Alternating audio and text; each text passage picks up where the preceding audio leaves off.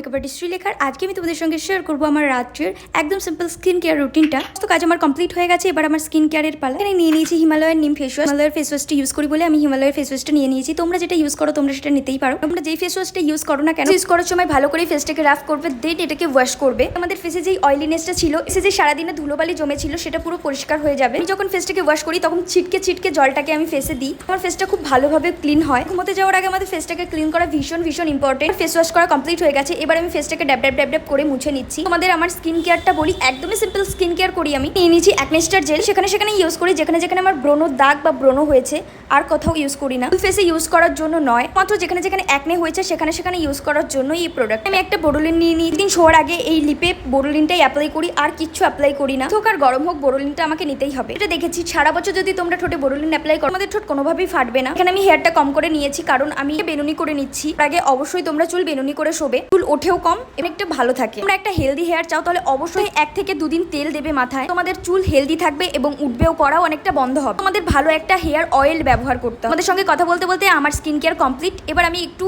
গেলাম ছাদে হাওয়া খেতে, কারণ প্রচন্ড পরিমাণে গরম লাগছিল। তাই কি পরিমাণে গরম পড়েছে সেটা তোমরা প্রত্যেকেই জানো। আজকের জন্য টাটা, দেখা হচ্ছে নেক্সট ভিডিওতে। সুন্দর সুন্দর ভিডিও দেখার জন্য অবশ্যই আমার চ্যানেলটাকে সাবস্ক্রাইব করে দিও।